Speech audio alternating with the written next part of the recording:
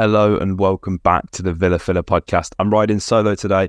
It's Dan Wiseman's birthday, so if everybody could get in the comments and wish Dan a happy birthday, I'm sure that'd make his day extra special. Sharing a birthday with Debu is quite special, I guess. So, I mean, happy birthday to Debu as well. It'd be rude not to wish him all the best. Now, it's preview time. It's Liverpool versus Aston Villa. We're going to keep this short. We're going to keep this sweet, but everything you need to know about this upcoming game, you're going to be able to get from this podcast, rest assured. I know I'm riding solo, but that will not hamper the content. Dan did a fantastic job while I'm away. It's now time for me to repay that favour. I feel like we're playing Liverpool at a really interesting time for both teams, really. Ryan Gravenberch joined Liverpool on deadline day last night, so it's going to be interesting to see what his involvement is and looks like in the team. That's a really good sign, and he's a player that couldn't quite kick on at Bayern, but he showed his potential at Ajax. He's shown he's a fantastic midfielder. His ceiling is super high, and I think it's safe to say after the summer that Liverpool had, they needed to really address that midfield, and I don't think it's 100% resolved now. I know they've signed, probably about 4 midfielders now.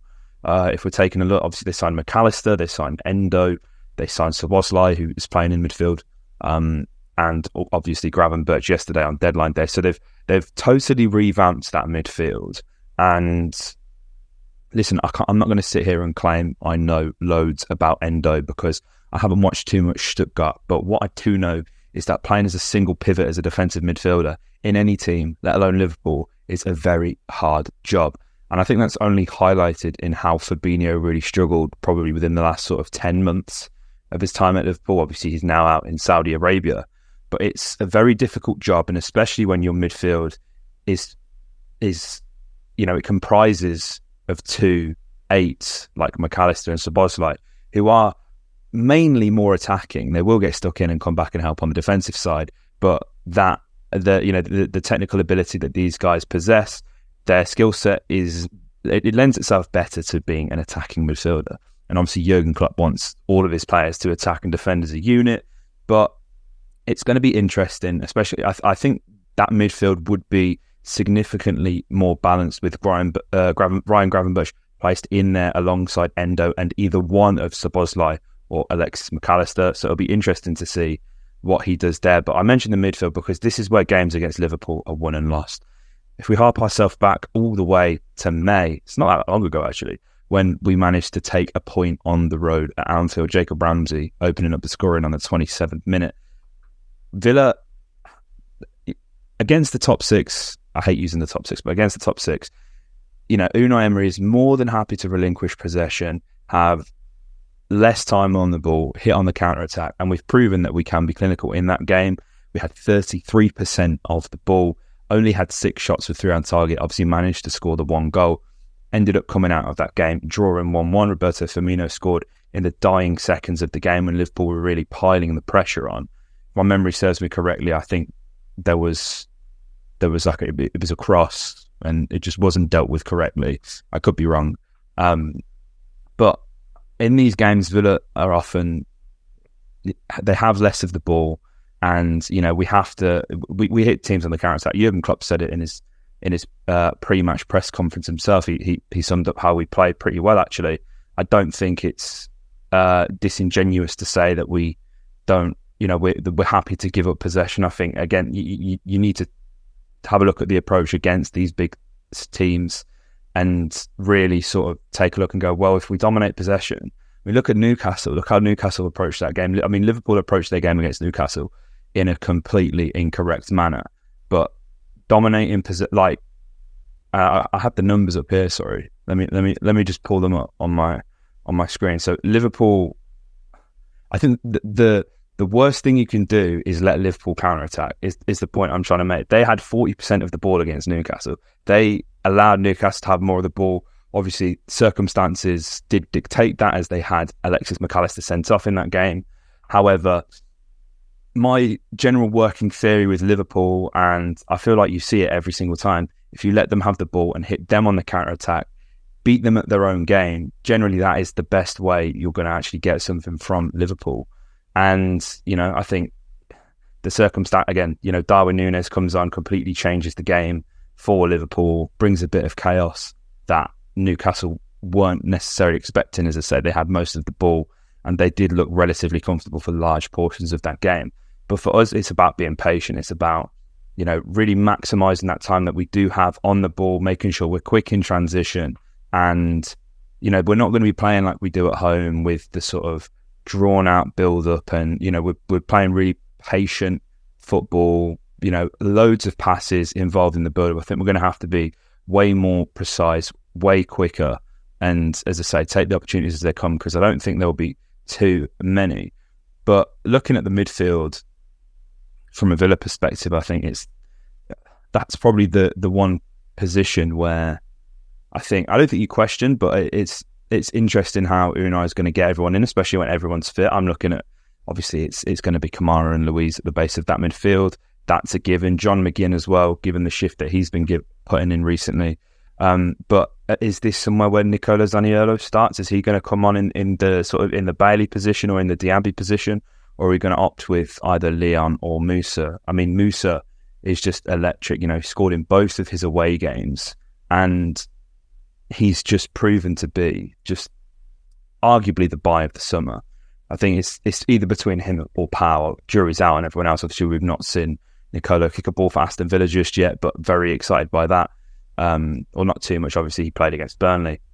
But Diaby, since he's joined the club, he's been involved in 3 goals in his first 3 Premier League appearances, 2 goals and an assist. Both of his goals obviously came away at Newcastle and Burnley. Only 5 players in the league have scored in their first 3 away Premier League appearances. One of those players was Erling Haaland, so Mr. Diaby has the chance to write his name in some Premier League history books, I guess. Not bad company to be up there with Erling Haaland in a stat, I don't think. And he's the kind of player that really can hurt Liverpool. When I'm talking about as being quick, I'm talking about as being direct. And when I'm talking about us having to really be clinical, these are all attributes that Moose possesses. And he'll relish coming to Liverpool and playing a huge team, great stadium, great tradition. This is why players like Musa, like Nicolo, like Pau choose to come to Aston Villa. They want to play in the Premier League. They want to play against the big teams. They want to play in the big stadiums. And ultimately, they want to prove their worth. And it's, these are the kind of players that are going to make a big, big difference. Obviously, Liverpool are going to be without Virgil van Dijk in this game. I think I mentioned at the top, McAllister got sent off. No, that was the other game, but he had that rescinded. So forgive me for that mistake. But Virgil van Dijk obviously got himself sent off, which means that the likelihood is we'll be coming up against Joe Gomez and Joel Matip, which away at Anfield against, that's probably the best centre-back pairing you could hope for. Any, long-time listeners of the podcast would know when he was linked with Joe Gomez, I was absolutely sweating, man. I do not rate him one bit. And Joel Matip is, a respectable defender, but I feel like he is more formidable when partnered with Virgil, who is, of course, one of, Europe's premier centre-halves. So I really think that there's a very good opportunity for us to get points on the road here against Liverpool. And, with the form and the general momentum that we're carrying, the mood that's going to be in the squad, it's hard not to think that we could at least get a draw in this game. I'm going to go, do you know what? I reckon we're good for another 1-1 draw. I think, again, it depends on circumstances. Emery said in his press conference yesterday that Emi trained and that he will train again today and then they'll assess it today. So it's going to be interesting to see how that goes, because although Robin Olsen did not necessarily put a foot wrong against Hibernian, I would definitely feel more confident going away to Anfield with Emi in goal. But other than that, it would be lovely to see Zaniolo. I'm not sure if it's a risk starting him in this kind of game. I wouldn't be opposed to just seeing Bailey start. I mean, he's 3 for 3, as one of you listeners rightfully pointed out in the comment section on the last podcast when we was talking about the Hibernian game and the draw. So, I feel like, some people aren't going to like that, but I just think if it ain't broke, and, that's not to say that Leon, there's levels that he needs to sort of reach and he hasn't been reaching. So, I'm completely aware of that, but I'm aware of it being potentially a very big ask to give Nicolo his first start after just a couple minutes away at Burnley. Against Liverpool, I just think circumstances may prefer, it may be better bringing him on 60 minutes, seeing where the game is. as a different option. But then again, you could always catch them off guard, Liverpool off guard by starting him. So I'm sure Jurgen Klopp is probably preparing for a forward line that consists of Watkins, Diaby and Leon Bailey. But again, that's not a decision for me to make. That is a decision for the manager to make.